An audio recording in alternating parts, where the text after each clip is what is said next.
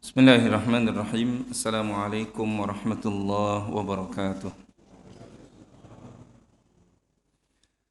Innal hamdalillah nahmaduhu wa nasta'inuhu wa nastaghfiruh wa na'udzu billahi min shururi anfusina wa sayyiati a'malina man yahdihillahu fala mudilla lahu wa man yudlil fala hadiya lahu wa asyhadu an la ilaha illallah wahdahu la syarika lahu وأشهد أن سيدنا ونبينا محمدا عبده ورسوله يا أيها الذين آمنوا اتقوا الله حق تقاته ولا تموتن إلا وأنتم مسلمون يا أيها الناس اتقوا ربكم الذي خلقكم من نفس واحدة وخلق منها زوجها وبث منهما رجالا كثيرا ونساء واتقوا الله الذي تساءلون به والأرحام إن الله كان عليكم رقيبا يا أيها الذين آمنوا اتقوا الله وقولوا قولا سديدا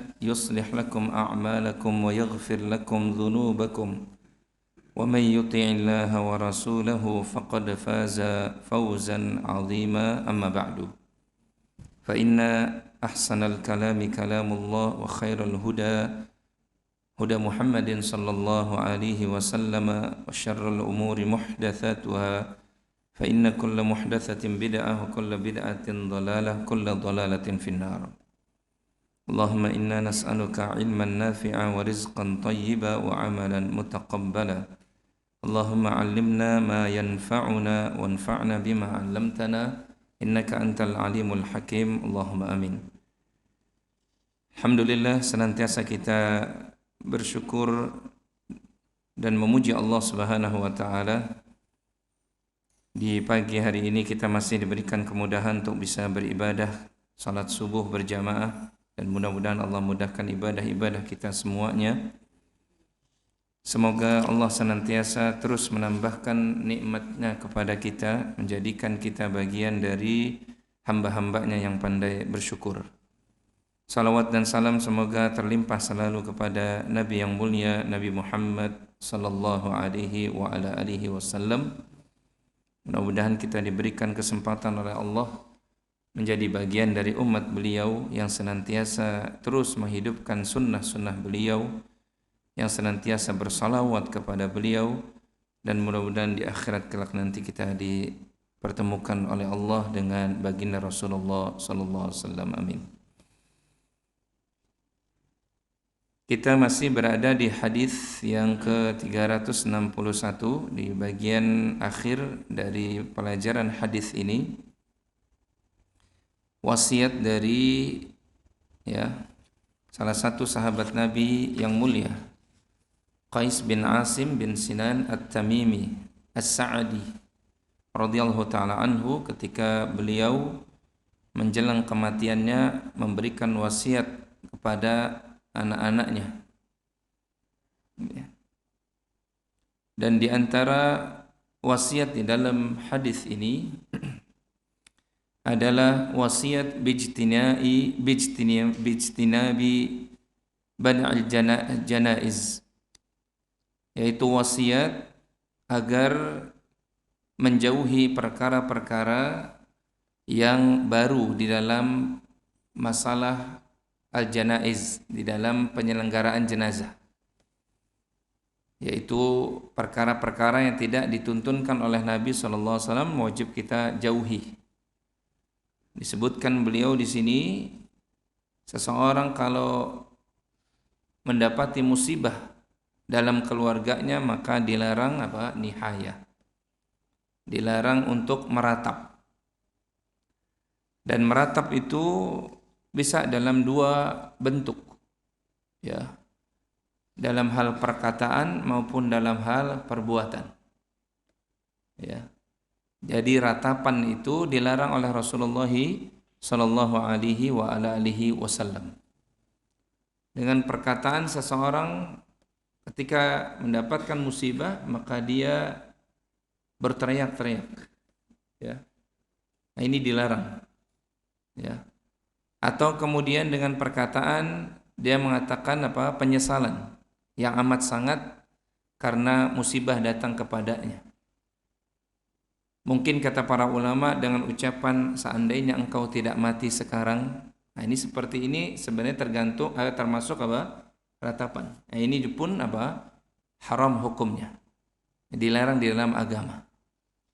Karena ratapan itu salah satu tipu daya syaitan untuk manusia menolak takdir Allah. Ya.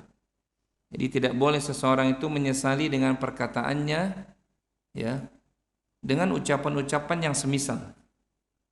Entah itu dia mengatakan kepada orang yang sudah meninggal, engkau selama ini yang menghidupi kami, sekarang kalau engkau meninggal, siapa yang akan merawat kami, dan seterusnya. Ini juga termasuk apa? Nihayah. Ini termasuk ratapan, enggak boleh. Ya. Sebab kedatangan kematian itu bagian dari takdir yang telah Allah tetapkan kepada semua makhluknya. Kullu nafsin dha'iqatul maut. Ya. Ainama yudrikumul maut, ya. Dimanapun kematian itu kalian berada, maka kematian akan menjumpai kalian. Walau kuntum fi burujim musyayyada, walaupun kalian berada di tembok-tembok yang yang tebal, yang tinggi, kematian tetap datang.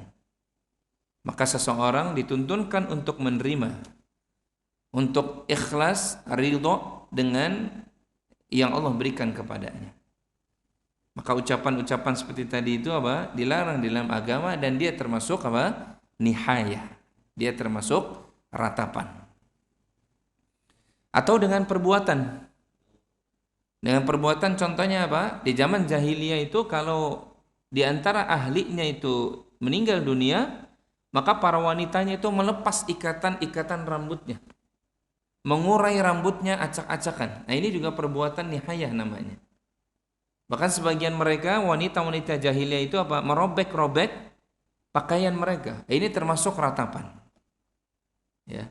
Jadi perkataan maupun perbuatan yang menunjukkan ketidakrelaannya seorang hamba akan musibah yang datang kepadanya, terutama tentang masalah kematian, ini termasuk di dalam nihayah. Dan di dalam hadis ini, ya, Qais bin Sinan ini mewasiatkan kepada anak-anaknya, ya. Kata beliau, wa idza muttu fala tanuhu, kalau aku mati maka jangan kalian meratapi kepergianku. Ya, ini salah satu wasiat yang disampaikan oleh sahabat Nabi yang mulia SAW kepada anak-anaknya. Dan pada hakikatnya juga pelajaran buat kita. Kemarin sudah kita bahas bahwasanya seseorang kalau mau meninggal dunia itu dianjurkan untuk memberikan wasiat. Ya.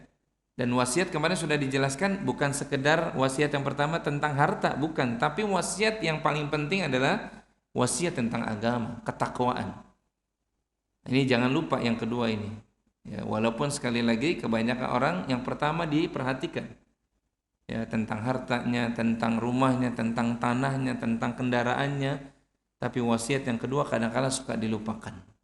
Sedangkan sahabat Nabi ini mengajarkan kepada kita ittaqullaha wa sawwidu akbarakum.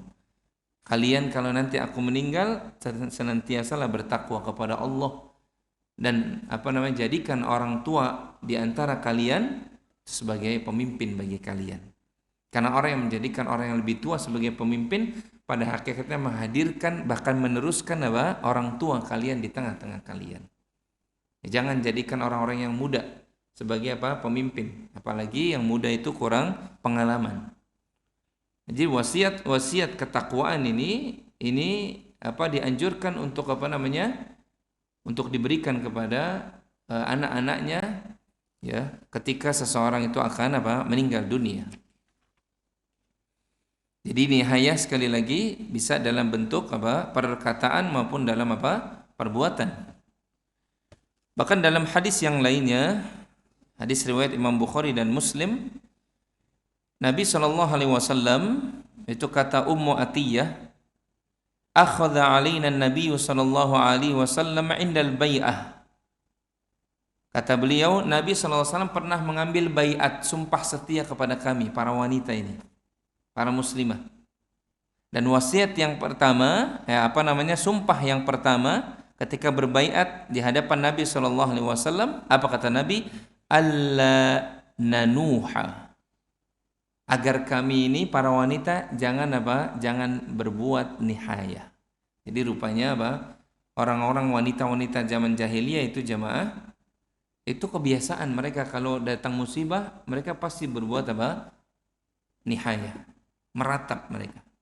Entah tadi berteriak-teriak ataupun mengurai rambutnya atau bahkan mencabik-cabik pakaiannya gitu ya. Ini Nabi berbaiat kepada para wanita yang pertama itu agar kami, kata Ummu Atiyah, tidak melakukan nihayah. Ya.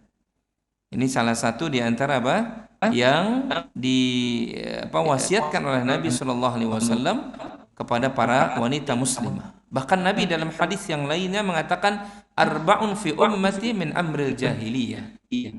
Ada 4 perkara yang masih terjadi pada kalangan umatku yang itu menjadi bagian dari perkara jahiliyah. Ya. Kata Nabi SAW yang pertama al-fakhru fil ahsab. Ya. Yaitu bangga dengan nenek moyang. Ya. Membanggakan keturunan, nasab. Ya. Jadi nenek moyangnya dibanggakan. Terlepas dari nenek moyang itu benar atau tidak, ya ini perkara jahiliyah. Orang-orang jahiliyah itu membanggakan sekali tentang kabilah mereka, nenek moyang mereka. Ini juga termasuk perkara jahiliyah. Kemudian kata Nabi SAW, wa ta'nu fil ansab, berlebih-lebihan, ya, dalam hal mencela nasab keturunan. Jadi mencela keturunan itu juga bagian dari perkara jahiliyah terdahulu. Kemudian yang ketiga kata Nabi sallallahu alaihi wasallam wal istiqa'u bin nujum. Ya, percaya bahwasanya turunnya hujan itu karena bintang gemintang. Ini perkara jahiliyah. Dan yang keempat kata Nabi sallallahu alaihi wasallam an-nihayah. Ya, yaitu meratap. Jadi meratap itu bagian dari satu di antara 4 perkara jahiliyah yang masih terjadi di kalangan umat Rasulullah SAW yang wajib dijauhi. Ya. Dan sahabat Nabi kita yang mulia ini mewasiatkan anak-anaknya kalau wa idza muttu, ya, kalau aku meninggal nanti maka jangan kalian ratapi kepergian. Tapi harusnya ikhlaskan. Jamaah salat subuh yang semoga dimuliakan oleh Allah Subhanahu wa taala. Hadis ini pun memberikan faidah ya kepada kita. Kemarin sedikit sudah dibahas tentang tanmiyatul mal bituruqil masyru'ah. Ya. Ya, untuk mengurus harta sesuai dengan yang disyariatkan. Ya, bahwasanya harta jangan sampai disia-siakan. Ya. Harta itu dikembangkan di atas jalan kebaikan. Ya, jangan sampai harta itu justru menjadi fitnah bagi kehidupan anak keturunannya kalau dia meninggal. Tapi harta mesti ya diurus. Ya, karena harta ini dalam Al-Qur'an diistilahkan sebagai khair, kebaikan. Kalau harta ini memang diurus. Tapi sekaligus kalau harta ini disia-siakan, maka harta ini bisa menjadi fitnah di alam kuburnya, bahkan ia dzambillah di yaumil qiyamah. Jadi harta ini wajib diurus. Sekaligus kalau seseorang itu mengurus harta, maka dia jauh dari perbuatan yang tercela, suka meminta-minta. Ya. Dan sahabat ini mewasiatkan anak-anaknya untuk tidak meminta kepada manusia. Karena meminta kepada manusia itu itu sebuah kerendahan. Ya. Jadi seseorang itu yang suka menjadikan apalagi meminta-minta itu bagian dari pekerjaannya, ini bisa merendahkan martabatnya. Ya, kalau kita mau meminta sebagaimana pesan Nabi SAW kepada kita, itu harusnya kita wa idza sa'alta fas'alillah wa idza sta'anta fasta'in billah. Kalau engkau mau meminta, maka mintalah kepada Allah. Kalau engkau memohon pertolongan, mohonlah pertolongan hanya kepada Allah Subhanahu wa taala. Ya. Nah, ini jemaah bagian akhir dari hadis kita kemarin, ya. Di hadis yang ke-361. Sekarang kita masuk hadis yang 362. An Abi Hurairah radhiyallahu taala anhu. Dari sahabat Abu Hurairah, semoga Allah Subhanahu wa taala meridhoinya, qala, dia berkata, kana Rasulullah sallallahu alaihi wasallam idza utiya bizahwi qala Allahumma barik lana fi madinatina wa muddina wa sa'ina barakah ma'a barakah thumma nawalahu asghara man yalihi minal wildan. Kata Abu Hurairah, Rasulullah SAW itu kalau didatangkan kepada beliau zahwi, ya, kalau didatangkan kepada beliau apa? Zahwi.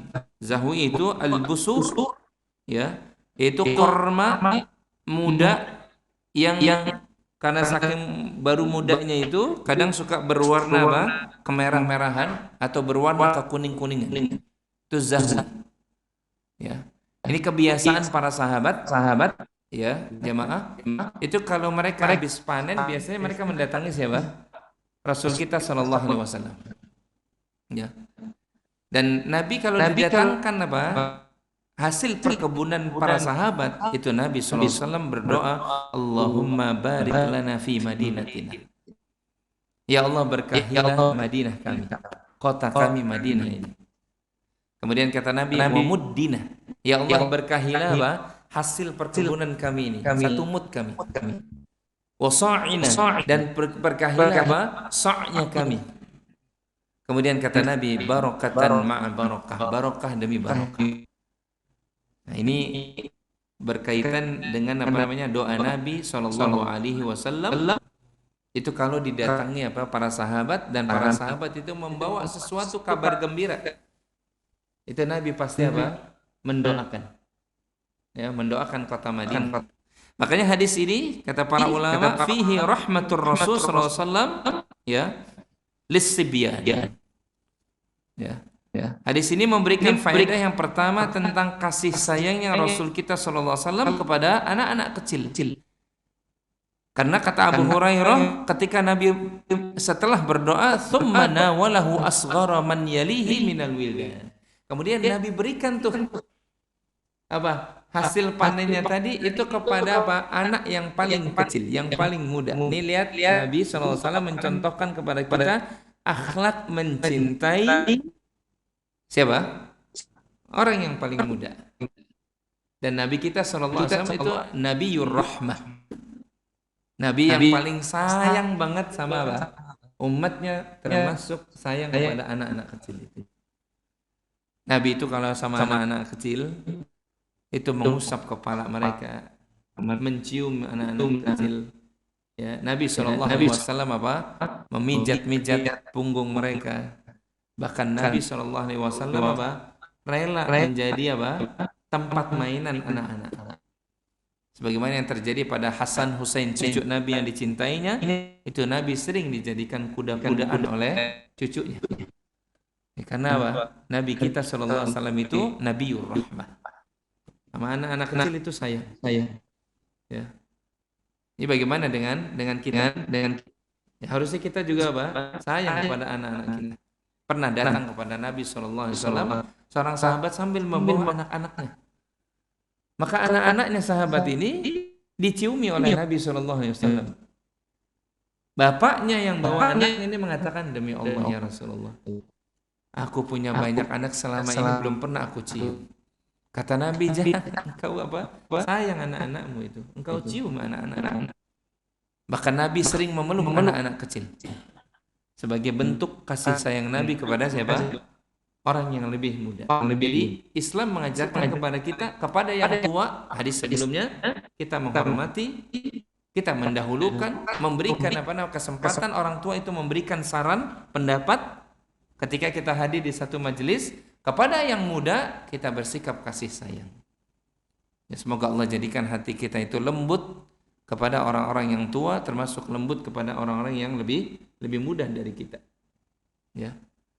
Di banyak kisah-kisah yang menunjukkan tentang kasih sayang Nabi kepada anak-anak kecil. Dan Nabi SAW itu pernah menyuruh siapa? Anas bin Malik. Dalam riwayat Imam Bukhari, Anas bin Malik pernah diperintah oleh Nabi SAW karena beliau pembantu Nabi, pernah diperintah sesuatu untuk kemudian apa? Keluar rumah, menjalankan perintah Nabi SAW. Tapi anak kecil ini, anak yang baru berusia 8-9 tahun ini, kemudian apa? Keluar. Di tengah perjalanan Anas bin Malik lupa karena ngelihat teman-teman sebayanya dia main. Dia lupa pesan Nabi SAW barusan. Nabi nunggu di rumah lama banget. Ya. Sampai kemudian Nabi pun keluar. Ini Anas bin Malik kemana? Didapati ternyata Anas bin Malik sedang apa? Main sama teman-teman sebayanya. Maka Nabi dari belakang mijit punggung beliau. Sudah belum? Yang tadi aku perintahkan. Anas bin Malik melihat ke atas, ternyata yang mijit beliau itu siapa? Nabi SAW. Nabi tidak marah. Nabi SAW apa? Tidak marah kepada Anas bin Malik. Makanya kata Anas bin Malik apa? Aku 10 tahun di rumah tangga Nabi SAW, tidak pernah ada kata-kata kasar dari Nabi SAW. Ya. Bahkan telapak tangan beliau tuh kalau apa? Sampai menyentuh telapak tangan atau tubuh dari Anas bin Malik, kata Anas bin Malik, lebih halus daripada sutra sekalipun. Ini Nabi kita SAW. Nabi kalau memberikan pelajaran kepada anak-anak muda, itu menyentuh tangannya, menyentuh anggota tubuhnya. Ya. Nabi SAW kepada Abdullah bin Umar, Ibnu Umar radhiyallahu taala anhuma, pernah memegang pundaknya, sambil beliau menepuk pundak Abdullah bin Umar sambil mengatakan, "Kun fid dunya ka'annaka gharib aw 'abir sabil." Jadilah engkau wahai anak muda di dunia ini seperti orang yang dalam perjalanan atau orang yang asing. Tapi sambil tangan Nabi itu menyentuh tubuh dari Abdullah ibnu Umar. Rupanya jamaah, itu kalau pengajaran itu antara orang tua dengan anaknya itu menyentuh bagian tubuhnya, ternyata Masya Allah efeknya besar sekali. Ternyata efeknya besar sekali. Ya, karena sentuhan itu ada transfer of feeling. Apa tuh bahasanya? Hah? Transfer of feeling, ada transfer perasaan. Beda dengan kalau nasihat itu nggak disentuh. Tapi Nabi SAW itu menyentuh anggota tubuh para sahabat yang muda. Ya. Nabi bahkan pernah bersama dengan Abdullah ibnu Abbas, bersama Zaid bin Thabit radhiyallahu taala anhum ajma'in. Itu beliau senantiasa menyentuh bagian tubuh mereka. Sebagaimana yang dialami oleh Anas bin Malik tadi. Ya, kalau didapati anak-anak muda ini berbuat salah, Nabi tidak marah. Tapi Nabi SAW memberikan nasihat kepada mereka. Nah, ini ketika Nabi SAW didatangkan hasil kebun dari para sahabat, Nabi SAW itu membagikan kepada orang-orang yang paling muda. Ya, anak-anak kecil yang paling yang usianya yang paling muda, sebagai bentuk kasih sayang Nabi kepada mereka.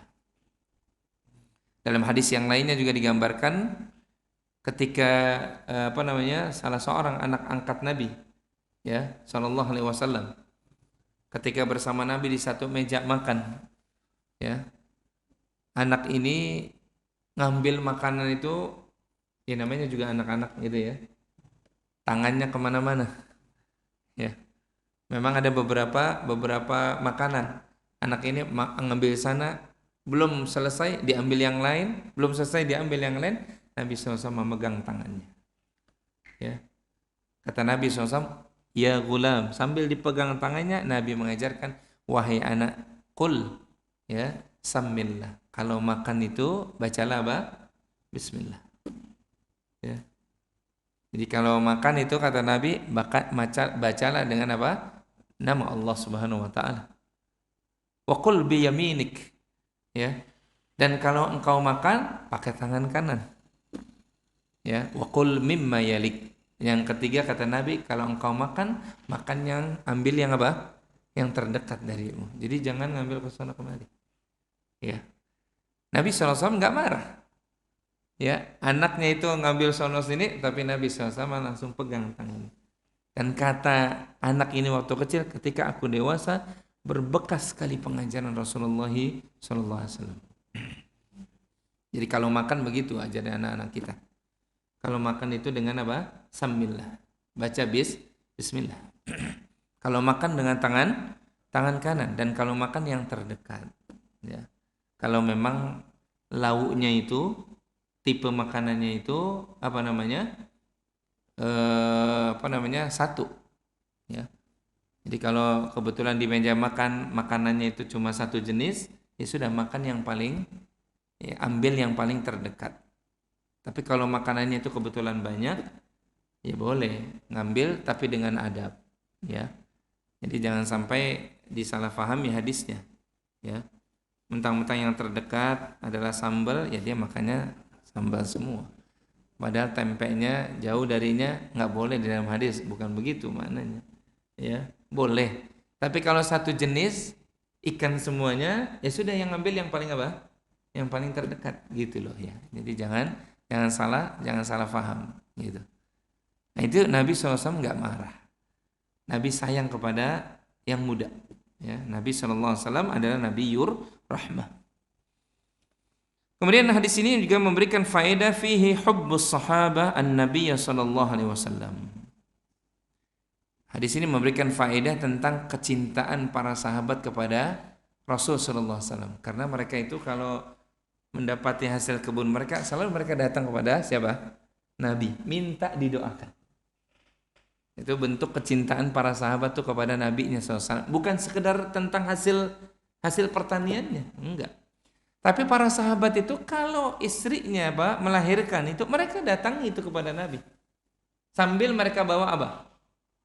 Bayinya. Anak-anaknya yang baru lahir itu dibawa kepada Nabi SAW, minta apa? Didoakan. Bahkan sebagian sahabat langsung minta dari mulut Nabi yang mulia, itu bayinya, anaknya itu dia apa namanya istilahnya? Ditahnik. Ya. Nabi sendiri yang kemudian ketika dibawakan oleh sahabat, ya Rasulullah ini anakku, ya yang baru lahir. Kemudian ini kormanya. Nabi mengunyah kormanya itu, kemudian Nabi letakkannya sesudah halus di di mulut anak ini. Masya Allah. Itu para sahabat tuh cintanya kepada Nabi. Ya. Bahkan yang ketiga bukan sekedar hasil pertanian. Kemudian anak-anaknya dibawa kepada Nabi SAW, tapi mereka kadang-kala sering gitu membawa harta mereka di hadapan Nabi SAW. Ya Rasulullah, ini hasil bisnisku. Ya. Ini buat Allah dan Rasulnya, buat Islam. Maka Nabi doakan keberkahan. Ini menunjukkan tentang cintanya para sahabat kepada siapa? Rasul sallallahu alaihi wasallam. Bahkan sebagian ahlul ilmi menyebutkan, begitu harusnya pelajarannya buat kita. Ya. Mendatangi ahlul ilmi. Mendatangi orang yang berilmu. Ya, maka orang dulu tuh kebiasaannya tuh Masya Allah bagus sekali. Mereka tuh kalau hasil panen itu mereka biasanya datang kepada siapa? Ahlul ilmi. Ya, guru-guru mereka. Ya, mereka bukan sekedar memberikan, tapi minta didoakan keberkahan. Boleh tidak kalau minta doa dari orang yang yang soleh? Boleh. Sepanjang orang yang soleh itu masih masih hidup, boleh. Ya. Dibawa itu hasil pertaniannya. Dan kami dahulu masih mengalami itu.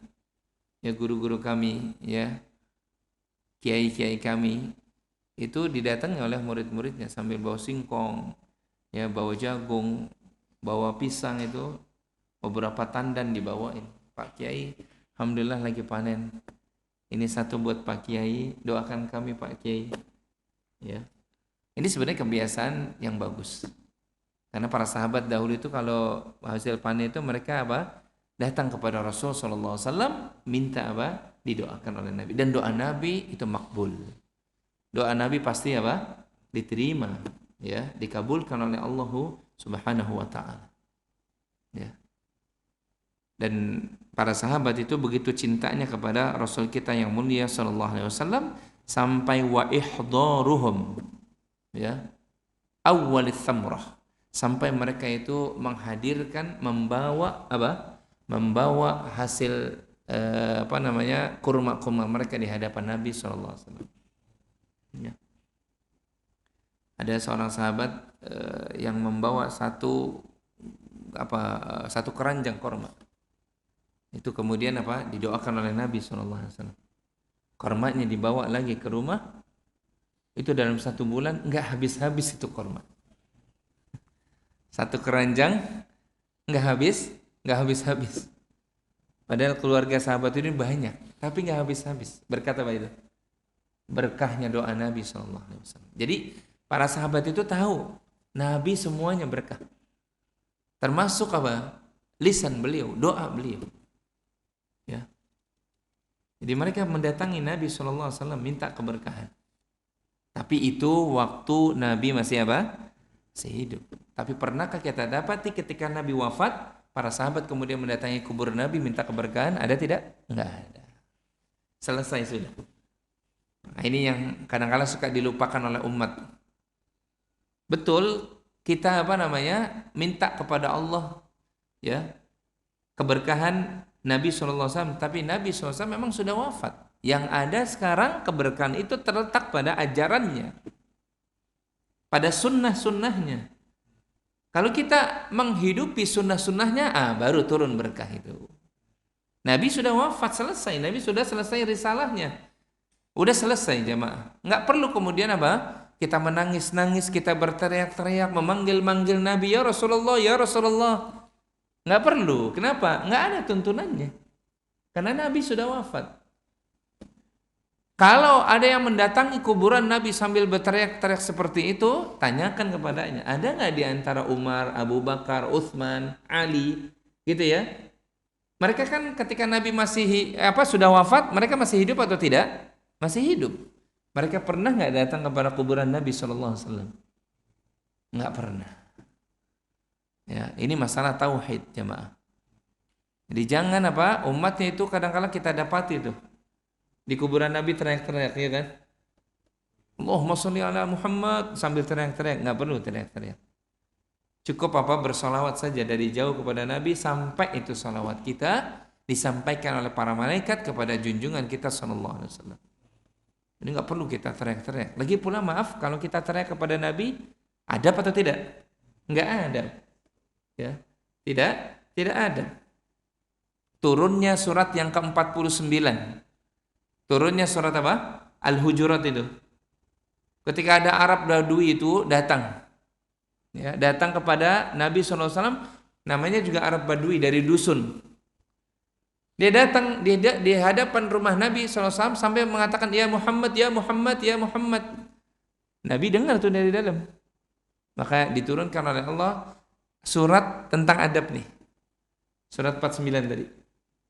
Ya ayyuhalladzina amanu la tuqaddimu baina yadayillahi wa rasulih.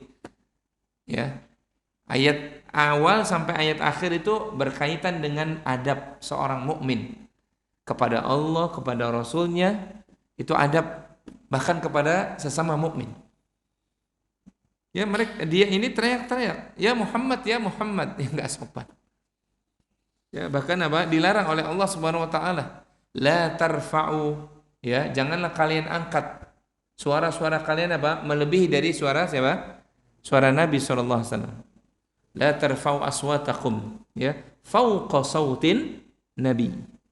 Wa la tajharu lahu bil qawli ka jahri ba'dikum li ba'din. Bahkan orang kalau teriak-teriak suaranya melebihi suara Nabi sallallahu alaihi wasallam itu bisa antahbata a'malakum, bisa membatalkan amal. Bahaya ini. Ini masih terjadi tuh. Ya, orang-orang yang tidak mengetahui tentang ilmunya, mereka berteriak-teriak di kuburan Nabi sallallahu alaihi wasallam. Padahal tentara di sana itu sudah udah melarang itu. Ya, tapi mereka ini enggak adab terhadap Nabi sallallahu alaihi wasallam. Ya, tidak boleh. Ya. Jadi harusnya kita itu mengambil pelajaran dari kecintaan para sahabat. Dan mereka menghormati Nabi SAW, mencintai Nabi SAW.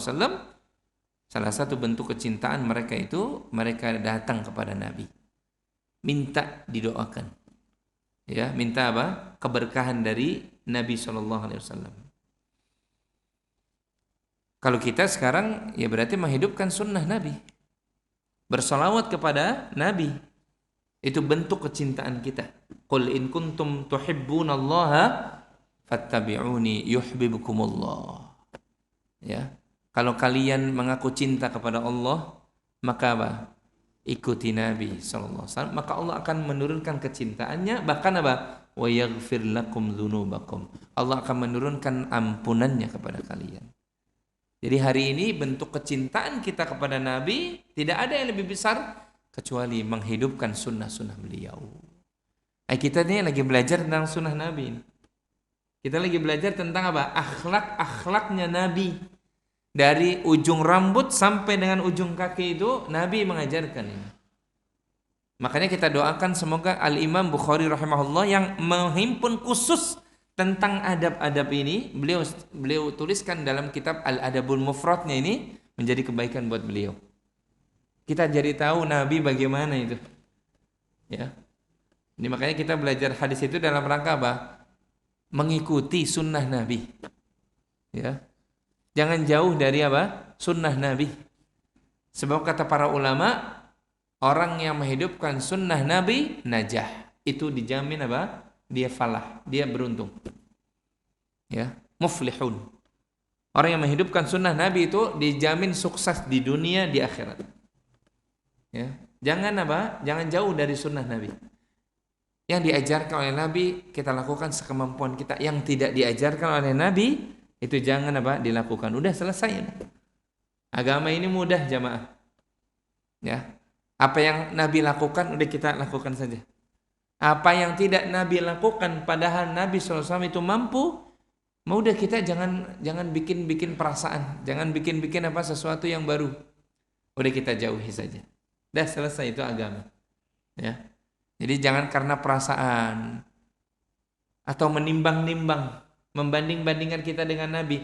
Nabi kan dosanya sudah diampuni. Nabi kan udah pasti masuk surga. Kalau kita kan dosa belum diampuni, kita belum tentu masuk surga, sehingga kita harus lebih banyak dari Nabi. Ini kan pakai apa? Perbandingan. Kan gitu ya? Maka kalau kita membaca ini harusnya kita lebih daripada Nabi. Padahal Nabi sudah mengajarkan berapa apa? Bacaannya. Berapa jumlahnya? Udah kita lakukan saja. Jangan kita buat sesuatu yang baru. Ya.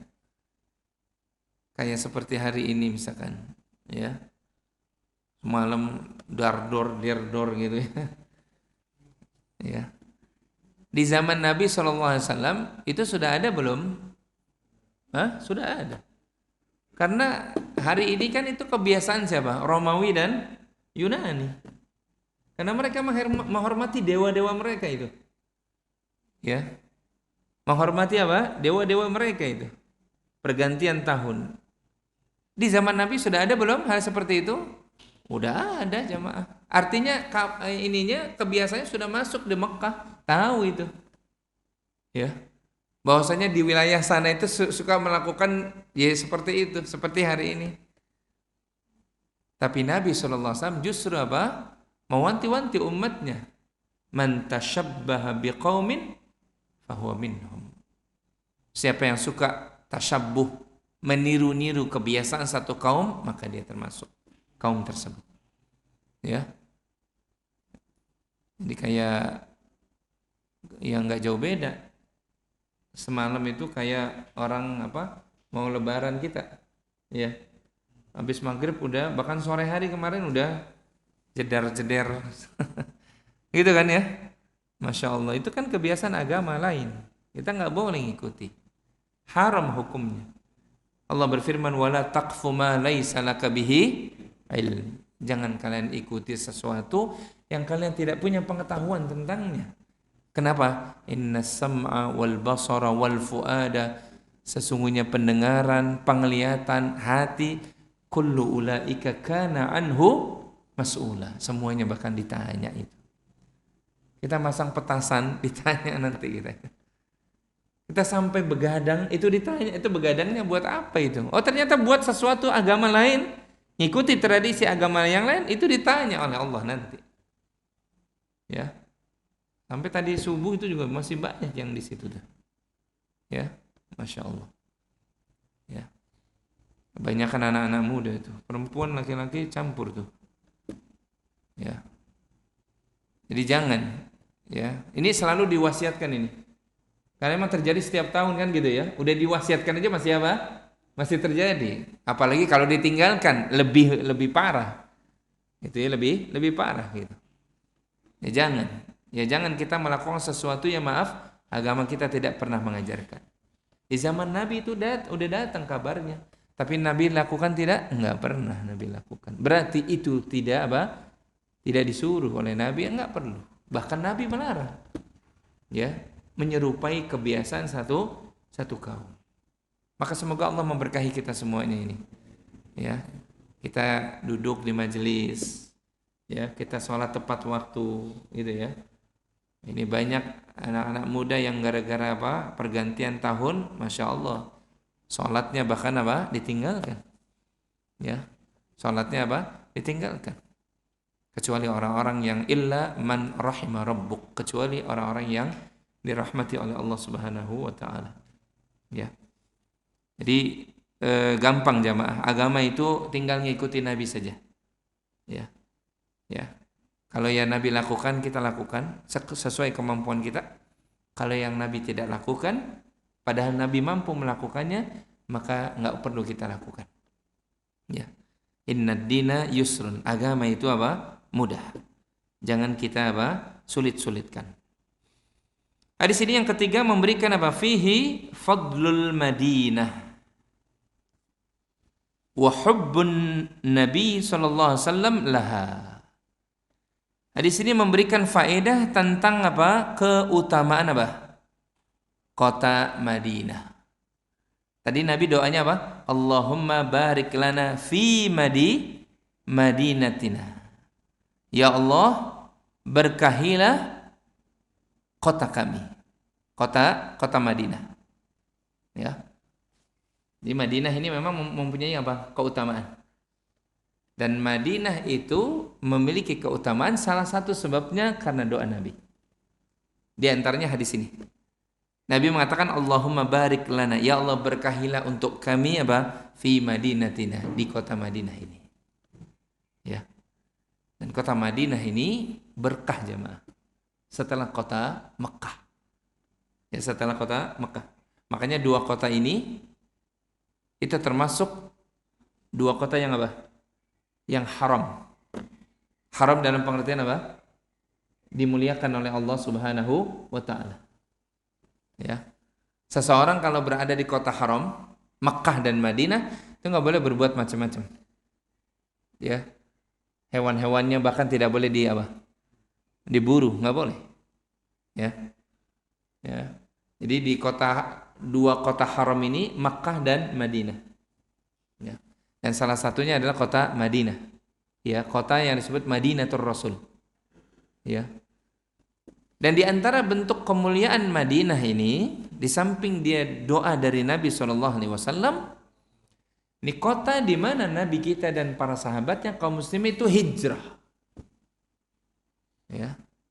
Jadi dengan sebab hijrahnya Rasul kita sallallahu alaihi wasallam itu Madinah diberkahi. Ya. Bahkan jauh sebelum hijrah itu Madinah sudah diberitahukan kepada Nabi SAW oleh Jibril. Itu kota Yathrib, nanti engkau akan hijrah ke sana. Ya. Jadi Nabi SAW sudah diberitahukan oleh Jibril. Memang ada sebahagian paman-paman Nabi atau bibi Nabi yang memang berada di kota Madinah. Ya. Karena ketika ibu beliau, ya, Aminah membawa Nabi kecil, itu kan ibunya meninggal di kota Abwa. Ya, itu masih sebagian ulama menyebutkan masih wilayah Madinah. Karena memang mau berziarah kepada keluarga dari ibunya. Ya, tapi qadarullah ibunya meninggal. Ibu Rasul sallallahu alaihi wasallam meninggal. Jadi Nabi memang ada karib kerabat di kota Madinah. Jadi kemuliaan Madinah salah satunya adalah karena tempat hijrahnya Nabi dan para sahabatnya. Itu diberkahi oleh Allah Subhanahu wa taala. Maka kita itu kalau datang ke Madinah itu Masya Allah. adem gitu ya. Kota Madinah itu memang berbeda sedikit dengan kota Mekah. Kalau tadi sama-sama haram, sama-sama suci, dimuliakan oleh Allah Subhanahu wa taala, tapi dari sisi cuacanya itu memang beda ya. Kalau Mekah itu apa? Panas sekali. Kalau Madinah itu beda, lebih apa? Lebih sejuk. Ya. Antum kalau datang ke kota Madinah itu lebih sejuk, sejuk sekali. Dan tidak seperti kota Mekah, ya yang panasnya masya Allah. Kadang-kala bisa lebih dari berapa? 45 derajat lebih, itu panas kan. Nah, kota Madinah itu suasananya itu berbeda. Ya, suasananya apa? Berbeda. Itu kita ingat kalau kita berada di Madinah itu ingat betapa Nabi SAW dahulu meninggalkan harta-hartanya. Para sahabat dahulu meninggalkan rumah-rumahnya, tanah-tanahnya, bisnis-bisnisnya untuk semata apa?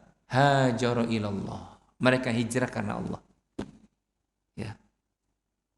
Makanya kalau antum punya anak, kalau bisa jangan putus tuh doa. Kalau bisa anak-anak kita bisa apa? Menimba ilmu di kota apa? Di kota Nabi SAW. Ya, karena keberkahannya. Ya.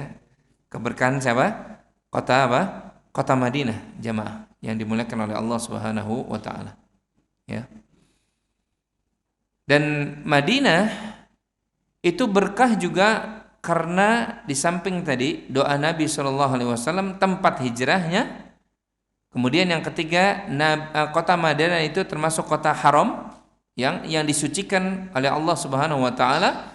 Kemudian yang keempat, kota Madinah ini mulia, memiliki keutamaan ya. Itu dari doa Nabi SAW bahkan menyebutkan kota Madinah ini sebagai Thayyibah. Ya, yang baik, yang diberkahi. Ya. Ini Nabi SAW bersabda, "Innallaha sammal Madinah Thabatan." Sesungguhnya Allah Subhanahu wa taala menamakan kota ini itu sebagai apa? Thabah, yang memiliki kebaikan. Di kota Madinah itu semuanya baik, jemaah. Ya, semuanya apa? Baik. Jadi Nabi SAW yang bersabda tentang apa? Kota Madinah itu ada istilahnya sebagai kota apa? Thayyibah atau Thaubah, yang baik, yang mulia. Ya. Kemudian yang kelima, keutamaan kota Madinah karena di situ ada Masjidur Rasul sallallahu alaihi wasallam. Ya, masjid apa? Nabawi. Kalau kota Mekah di antara kemuliaannya karena di situ ada apa? Masjidul Haram. Masjid apa? Di situ ada Al-Haram, ada Al-Ka'bah. Ada Al-Baitul Atiq. Ya, rumah yang tua. Rumah pertama yang dibangun oleh manusia. Itu rumah Allah Subhanahu wa taala Ka'bah. Dan Ka'bah itu berada di lingkungan Masjidil Haram. Nah, Madinah itu ada Masjid Nabawi. Ya. Nabi SAW bahkan menyebutkan siapa yang sholat di Masjidil Haram nilainya berapa? Ini nilainya berapa? 100.000. Siapa yang sholat di Madinah di Masjidil Nabawi nilainya berapa? 1.000. Ya. Makanya banyak sholat di Makkah, di Madinah, di Masjidil Haram dan di Masjid Nabawi. Tapi ini sebagian kita kalau datang ke Masjidil Haram di hotel terus. Kalau datang ke ke Madinah di hotel terus. Atau belanja terus. Padahal dia melupakan itu keberkahan. Salat di Masjidin Nabawi. Ya, nilainya 1.000 Pak jamaah. Dibandingkan seluruh masjid yang ada di muka bumi. Ya, bayangkan kalau kita salat berapa rakaat, ya. Kalikan saja kalau bicara pahala ya. Kalau bicara apa? Pahala. Lebih-lebih di kota Makkah, di Masjidil Haram. Makanya Madinah ini kota kedua yang dimuliakan oleh Allah setelah apa tadi? Setelah Makkah. Ya. Jadi Makkah dulu baru Madinah. Ya, Makkah dulu baru Madinah. Bahkan dalam hadis yang lainnya Nabi SAW mengatakan apa? La tashaddur rihal Ya, jangan kalian bersusah payah untuk melakukan perjalanan. Ya, illa bi thalathati masajid, kecuali ketiga masjid. Di antara tiga masjid yang disebutkan oleh Nabi untuk kita bersusah payah melakukan perjalanan adalah masjidku ini. Ya. Diperintah oleh Nabi SAW, kalau kalian melakukan perjalanan, lakukanlah ketiga masjid ini. Apa? Masjidil Haram, wa masjidi hada, masjid aku ini, dan yang ketiga masjid apa? Al-Aqsa. Gitu. Tapi uniknya Masjid Al-Aqsa tidak disebut sebagai tanah haram. Tidak disebut apa? Tanah haram. Yang disebut tanah haram cuma dua, Makkah dan Madinah.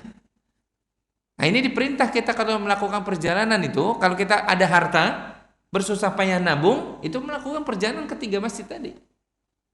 Jangan yang didatangi Vatikan, New York, gitu ya. Boleh, kalaupun ada sesuatu boleh, tapi jangan lupakan sabda Nabi ini nih. Kalau kita punya duit, umroh, haji. Gitu loh. Ini kadang-kadang kita suka nggak adil. Punya harta banyak, kita lebih dahulukan apa? Wilayah yang lain. Tapi kita nggak pernah ke Mekah, nggak pernah ke Madinah. Jangan nih. Kalau bisa apa? Dahulukan Mekah, Madinah dulu. Gitu loh ya. Ya, dapat pahala nggak tuh kita? Dapat dong. Kenapa? Kita melaksanakan sunnah Nabi SAW. Kalau ke Paris, paling jalan-jalan doang, gitu ya. Kalau ke Jepang, paling jalan-jalan doang. Tapi kalau ke Mekah, ke Madinah, kita bisa apa? Menelusuri sejarah Nabi, kita bisa mengikuti sunnah Nabi, kita bisa mendapatkan keberkahan karena kita melakukan perjalanan yang mulia. Termasuk ke Al-Aqsa ini. Ya. Makanya kadang-kala ada umroh apa? Mekah, Madinah, Al-Aqsa. Gitu. Jadi bahkan Nabi sampai tadi mengatakan apa? La tasyaddur rihal. Jangan kalian bersusah payah melakukan perjalanan kecuali ketiga masjid ini. Ya. Udah susah payah nabung, punya uang, pergi umroh ke Mekah, ke Madinah. Ya. Dan di antara kemuliaan berikutnya yang keenam, Madinah itu di antara dua kota. Ya, di antara dua kota yang Allah pilih, ya, tidak didatangi oleh musuh utama semua nabi, yaitu Dajjal. Nanti di hari kiamat itu, ya, Nabi SAW memberikan gambaran kepada kita ketika Dajjal mengelilingi dunia, semua itu dijelajahi oleh Dajjal dengan kemampuan yang Allah berikan, ya, dan perjalanan Dajjal ini cepat. Semua kampung bahkan desa pelosok itu didatangi oleh Dajjal, kecuali dua tempat yang tidak dimasuki oleh Dajjal, yaitu Makkah dan apa? Madinah. Ini kemuliaan Madinah, kemuliaan Makkah. Ya. Makanya kalau kita tidak ingin didatangi oleh Dajjal, kita tinggal di mana? Di Madinah. Dijamin enggak bakalan didatangi oleh apa? Dajjal. Karena Makkah Madinah itu apa? Dijaga oleh para malaikat Allah, dijaga. Ya, Dajjal nggak bisa masuk. Ya. Ini salah satu bentuk kemuliaan kota apa? Kota Madinah. Ya. Ini makanya sebagian ulama menyebutkan, ya, beruntung sekali orang yang meninggal di Mekah, di Madinah. Ya. Ya, salah satu keberuntungannya.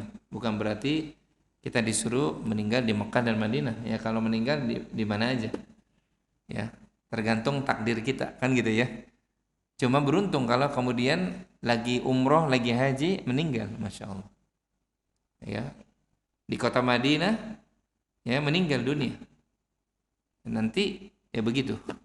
Dan di antara yang ketujuh bentuk pemuliaan kota Madinah, keutamaan kota Madinah, karena di situ nanti Nabi SAW akan dibangkitkan. Nabi SAW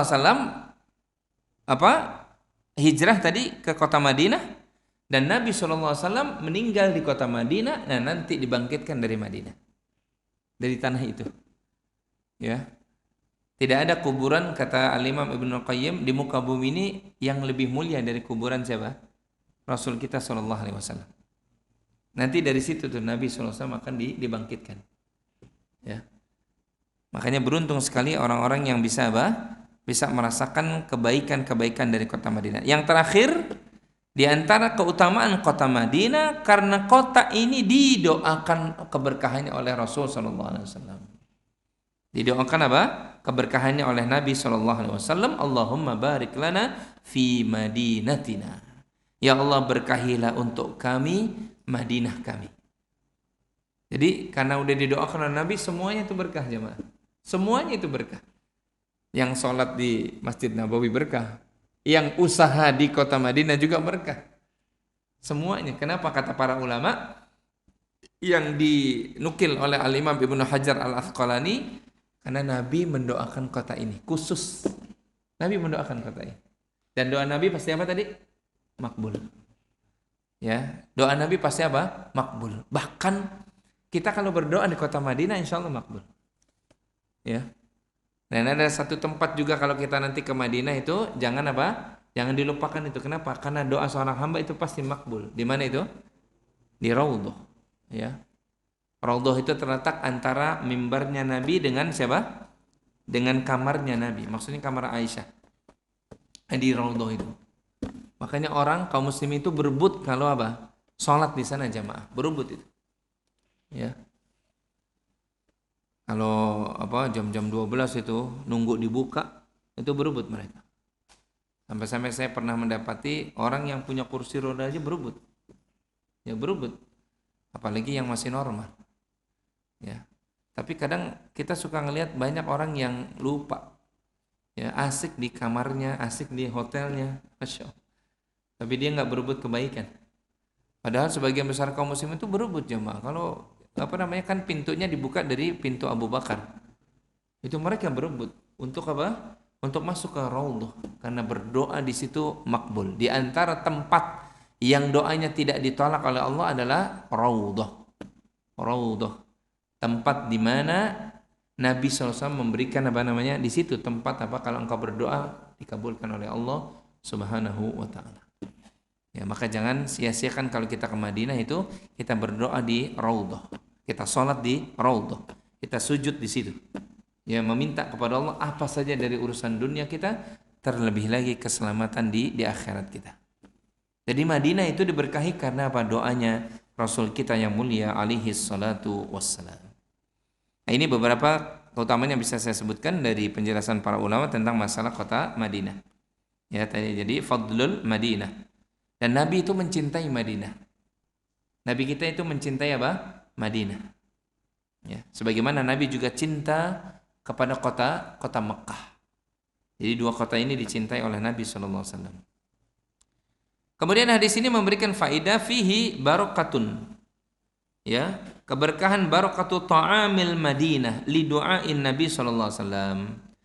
Hadis ini memberikan faedah tentang berkahnya makanan di kota Madinah.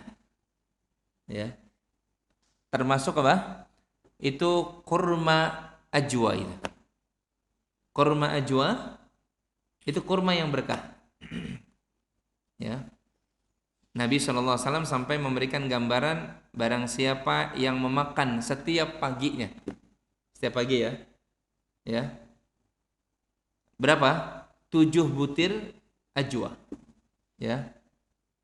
Kata Nabi SAW dalam hadis riwayat Imam Bukhari, man tasabbaha sab'at tamrin ajwa, ya, sab'at tamra ajwa, barang siapa yang memulai harinya di waktu paginya dia memakan 7 butir kurma ajwa. Kurma ajwa itu berkah. Ya. Maka kata Nabi apa? Lam yadurru dzalikal yaum summun wala sihrun. Orang yang memakan 7 butir setiap paginya kurma ajwa, Nabi menyebutkan kurma ajwa. Ya, maka satu hari itu dia tidak akan ditimpa 2 hal. Yang pertama apa? Summun, racun. Dijamin. Ya.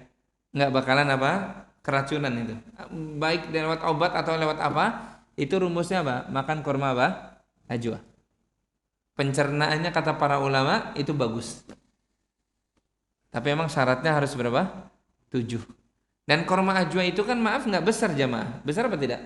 Enggak. Kurma ajwa itu kecil. Ya. Jadi kita makan itu sebagai bentuk kita apa mengikuti Nabi SAW. Ya, 7 butir kurma ajwa. Walaupun sebagian ulama menyebutkan walaupun nggak ajwa nggak apa-apa, yang penting 7-nya. Yang penting apa? 7. Tapi syukur-syukur ajwa. Kenapa? Kata Al-Imam Ibnu Hajar di dalam kitabnya Fathul Bari, kenapa ajwa dianjurkan oleh Nabi? Karena ajwa itu nenek moyangnya didoakan oleh Nabi. Ya, pohonnya itu telapak Nabi pernah menyentuh tangannya, kemudian Nabi mendoakan keberkahan ajwa. Sampai hari ini, sampai hari kiamat itu kurma ajwa berkah. Maka kalau beli, kalau makan ajwa. Tapi Ustadz mahal, ya nggak apa-apa. Gitu ya. Ajwa mahal ya, lebih mahal kan ya? Lebih mahal ya nggak apa-apa. Antum tahun baru beli ini beli itu banyak. Giliran suruh kurma ajwa, hitung-hitungan gitu ya, nggak apa-apa. Sekarang 1 kilo udah berapa ajwa? Di sini ada pedagang ajwa nggak? Nggak ada ya? Hah? Udah berapa? 1 kilo udah berapa? Hah? Oh lebih, 300 lebih, ya kan? Ya, itu apa namanya 300 itu kalau nggak salah sekarang sudah belum setengah kilonya bahkan. Ya, sekilonya itu hampir 1 jutaan. Ya, sekilo. Ya, kalaupun ada yang masih ratusan ribu, jangan-jangan ajwa-ajwaan. Ya, ajwa Madinah itu mahal jemaah. Ajwa Madinah itu mahal. Ya, di ajwa dimakan itu. Dan yang kedua apa? Orang yang makan 7 butir kurma, terutama ajwa, maka apa? Dijamin tidak kena apa tadi? Sihir. Jadi pencernaannya bagus, kemudian apa? Terlindungi dari apa? Hasadnya manusia. Ya, sihir itu apa? Dijauhkan. Makanya di antara bentuk orang meruqyah seseorang itu dengan apa? Dengan ajwa. Antum kalau dapati ada orang kesurupan, suruh makan ajwa aja, dipaksakan. Ya insya Allah. Ya jadi apa namanya, suruh makan ajwa atau dicampur sesuatu ya di makanannya, kemudian suruh dia makan. Ajwanya sudah apa? Sudah dilunakkan, kemudian suruh makan. Nah ini salah satu obat untuk apa? Ruqyah. Ya, itu ajwa itu. Ajwa ya, bukan yang lain. Kurma ajwa. Ya. Lebih bagus lagi kalau kita mendapati apa anak baru lahir itu kalau bisa ditahnik dengan apa ajwa, dengan ajwa itu bagus sekali ya ajwa itu karena salah satunya manfaatnya apa karena dia pohonnya didoakan oleh Rasul kita yang mulia Shallallahu Alaihi Wasallam ya. Ini jangan-jangan kita yang hadir nih ajwa baru ada besok Ramadan lagi kan gitu ya. Selepas Ramadan nggak ada gitu ya. Ya kalau bisa apa kurma setiap saat itu ada di rumah tangga kita. Alhamdulillah ya saya walaupun tidak selalu ajwa ya setiap apa namanya pagi kalaupun sebelum kajian ya pas ada kajian ya sebelum kajian kita apa makan ajwa, makan kurma. Ya karena kurma itu bagus buat pencernaan. Kurma itu bagus buat pencernaan. Jadi ini keutamaan keberkahan apa makanan kota Madinah li du'ain Nabi sallallahu alaihi wasallam ya. Nabi mengatakan barokatan ma'a barokah. Sampai Nabi SAW mengatakan berkah demi apa? Berkah, terus menerus berkah. Ya. Inilah yang bisa disampaikan untuk hadis pada pagi hari ini tambahannya ya bab tentang apa namanya yu'tat tamarah asgharu min khadara minal wildan ya kebiasaan Nabi SAW memberikan apa namanya hasil bumi atau hasil tanaman kurma itu memberikan kepada siapa anak yang kecil saking sayangnya Nabi SAW kepada anak-anak yang muda atau yang usianya lebih muda ya prinsipnya Islam mengajarkan kepada kita sayang kepada yang muda dan menghormati yang tua. Mudah-mudahan insyaallah pagi hari ini ada manfaatnya. Nanti insyaallah kita lanjutkan pada bab berikutnya ya di hadis-hadis yang lainnya. Sebelum ditutup mungkin ada 1 atau 2 pertanyaan dari yang kajian offline ataupun yang online. Falyatafaddal, silakan. Ustadz belum ada yang masuk Ustadz. Tayyib. Fadal yang kita berikan hadir kesempatan di sini, pada ada yang ingin di masjid. antum tanyakan?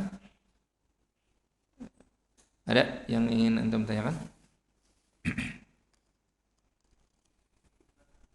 Fadal. Assalamualaikum warahmatullahi wabarakatuh. Terima kasih atas ilmunya Ustadz. Semoga Ustadz selalu dijaga oleh Allah Subhanahu wa taala dan kita semua di sini dimasukkan oleh Allah Subhanahu wa taala ke dalam surganya Ustadz. Amin.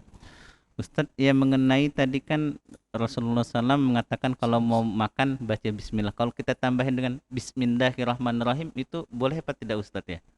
Terima kasih Ustadz. Assalamualaikum warahmatullahi wabarakatuh. Assalamualaikum warahmatullahi wabarakatuh. Barakallahu fiik. Nabi SAW mengajarkan redaksi hadisnya itu sammillah, ya. Jadi kalau engkau makan, bacalah apa? Bismillah. Istilah sammillah itu yang tepat adalah bismillah dengan nama Allah, ya. Adapun tambahan dari Ar-Rahman Ar-Rahim, Bismillahirrahmanirrahim, ini pada urusan amrun yang lain, perkara yang lain, ya. Tapi ketika seseorang itu makan, cukupkan dengan apa yang dicukupkan oleh Nabi. Karena fa inna khairul hadi hadiyu Muhammadin sallallahu alaihi wasallam. Sebaik-baik petunjuk itu petunjuknya Nabi sallallahu alaihi wasallam. Nabi menyuruh kita kalau makan bismillah. Cukup udah. Apakah kalimat Ar-Rahman Ar-Rahim tidak bagus Ustaz? Bagus. Gitu ya. Cuma tidak pada tempatnya. Sama hanya yang kedua, ketika seseorang wudu, Nabi menyuruh untuk membaca apa? Bismillah saja. Ya. Maka cukupkan dengan apa yang dicukupkan oleh Rasul sallallahu alaihi wasallam, maka kita berkah. Ya. Nah, adapun kemudian yang lainnya, perkara-perkara yang lainnya, kapan kita mau menyebutkan Bismillahirrahmanirrahim? Ya begitu kita menyebutkannya.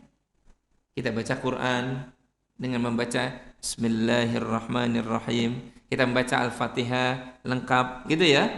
Tapi pada perkara-perkara yang memang Nabi menyebutkan demikian, maka kita jangan tambah-tambahkan. Ya. Khawatir kita masuk di dalam apa? Sesuatu yang memang tidak diajarkan oleh Nabi SAW. Gitu. Maka cukup anak-anak kita ajarkan apa? Bismillah. Udah cukup, gitu ya. Ya. Wudu Bismillah. Gitu ya. Karena turun keberkahan itu orang yang mengucapkan apa? Sammillah, mengucapkan bismillah. Jadi jangan ditambahkan. Ya, karena Nabi SAW hanya menyuruh kita untuk apa? Mengucapkan sammillah, bismillah. Ya, jadi cukup, nggak perlu ditambah-tambahkan. Karena begitulah Nabi SAW menuntunkan kepada kita. Jadi jangan salah letaknya, salah tempatnya. Kapan kita mengucapkan Bismillahirrahmanirrahim? Kapan kita mengucapkan apa? Bismillah. Termasuk kapan kita mengucapkan Ar-Rasul dengan An-Nabi itu juga berbeda. Ya.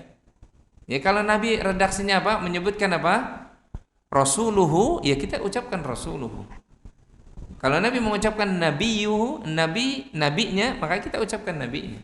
Ada seorang sahabat, ya, yang ketika menyebutkan doa dengan mengganti kata-kata Rasul dengan Nabi katakan apa? Ucapkan sebagaimana yang aku ajarkan.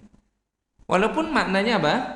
Sama. Bismillah dengan Bismillahirrahmanirrahim maknanya sama tidak? Sama, gitu. Ya, maknanya apa? Sama. Gitu. Jadi jangan apa? Jangan ditambah-tambahkan. Jangan ditambah-tambahkan. Kalau Nabi SAW menuntunkan kita kalau sholat, habis sholat itu zikirnya Astaghfirullah, Astaghfirullah, Astaghfirullah, gitu ya. Maka cukup kita Astaghfirullah. Kata-kata Al-Azim di mana? Nanti di perkara yang lain.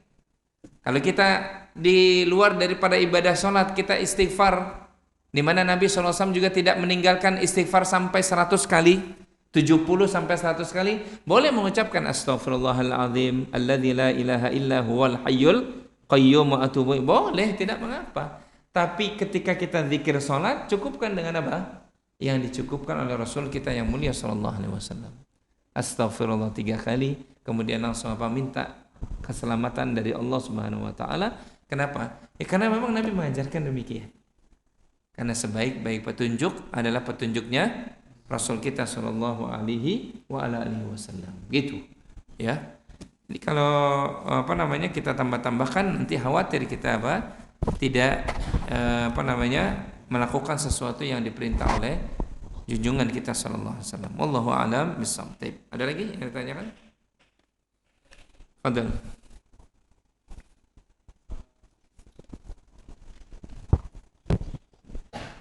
Ustaz, berkenaan dengan kasih sayang Rasulullah kepada anak-anak ketika sahabat ini punya bayi kemudian dibawakan ke Rasulullah untuk ditahnik, Ustaz. Kalau sekarang itu bagaimana, Ustaz? Apakah mencukupkan tahnik dari kita sebagai orang tuanya atau misalkan kita membawakan ke ustadz kita atau orang yang kita anggap soleh gitu, Ustaz? Itu mana yang afdol, Ustaz? Iya. Syukran. Baik, barakallahu fik. Ya tadi sudah disebutkan bahwasanya para sahabat kebiasaannya itu ya kebiasaan membawa hartanya, hasil tanaman-tanamannya, termasuk membawa anaknya. Itu kehadapan Nabi SAW. Walaupun memang tidak semua sahabat. Ya, yang sampai kepada kita kebiasaan beberapa sahabat itu begitu. Ya, karena ingin mendapatkan keberkahan doanya Nabi Shallallahu Alaihi Wasallam dan doa Nabi pasti makbul. Adapun kita, kalaupun kita mendatangi orang-orang yang soleh, orang yang berilmu, yang kita tahu ketawaduannya, kesolehannya, boleh tidak? Boleh. Tidak mengapa. Ya, sepanjang orang yang soleh itu memang kita tahu tentang kelurusan akidahnya, lurusnya manhajnya, lurusnya akhlaknya, kita datangi boleh. Kita minta doanya orang yang soleh boleh. Kalau dia masih hidup boleh. Ya. Ya, kita bawa, tapi ini kan jarang nih, ya. Ya, kalaupun ada bagus sekali boleh. Ya, kita bawa anak kita kepada orang yang kita tahu, masya Allah, beliau tuh takwanya kepada Allah saya tahu benar, ketawaduannya, kelurusan lisannya, akidahnya, minta didoakan boleh, tidak mengapa. Ya, semoga doanya juga dikabulkan oleh Allah. Kita tidak bisa memastikan kalau Nabi doanya pasti dikabulkan, tapi kalau selain Nabi doanya semoga. Ya, semoga doanya makbul, diterima pada saat waktu yang tepat lagi. Itu nggak apa-apa, boleh gitu. Ya, jadi tidak mengapa. Walaupun ini bukan sebuah keharusan. Keharusan. Karena apa? Tadi disebutkan memang tidak semua sahabat Nabi itu mendatangi Nabi, enggak. Cuma pelajarannya boleh mendatangi orang yang soleh. Kemudian kita bawa hasil tanaman kita, kemudian kita minta didoakan semoga usaha kita itu lancar, boleh, tidak mengapa. Gitu ya. Jadi minta doa orang yang soleh itu boleh. Atau kita mentahnik sendiri itu juga dianjurkan. Ingat, pelajarannya itu ada pada sunnah Nabi mentahnik anak, gitu ya. Soal siapa yang mentahnik itu berikutnya. Ya, kalau bisa anak kita lahir itu jangan lupakan tuh anak-anak kita yang lahir itu dikunyahkan kurma lewat ibunya atau lewat istri kita atau lewat kita sendiri. Dan itu kemudian yang sudah halus ditempelkan ke anak kita supaya dia mengecap yang manis. Dan kata para ulama itu awal menyatunya air liur kita dengan siapa? Dengan anak kita. Itu seorang ayah tuh kalau bisa yang mentahnik anaknya. Karena kalau soal ibu itu udah banyak. Ibu sudah sudah banyak dekapan ibu dengan anaknya, tapi kalau ayah kan jarang kan? Maka yang mentahnik kalau bisa siapa? Ayahnya. Dari air liur ayahnya kemudian ditempelkan kepada bayinya. Ingat, kalau bisa halus. Ya karena bayi kan gitu ya. Jangan bukan ente yang makan. Kalau ente yang makan enggak usah dikunyah juga langsung masuk. Ini kan bayi, kalau bisa halus gitu. Dan bagaimana Ustadz? Sekaligus tambahan, kalau kemudian di blender, ini yang lebih utama lewat mulut kita. Karena Nabi begitu mencontohkan. Wallahu alam, di zaman Nabi sudah ada blender belum? Kita nggak tahu. Gitu ya. Tapi yang lebih utama dari mulut kita. Dari mulut kita. Ini sebagian anak-anak kita kalau kita ceritakan begitu langsung jijik, jangan. Luruskan itu.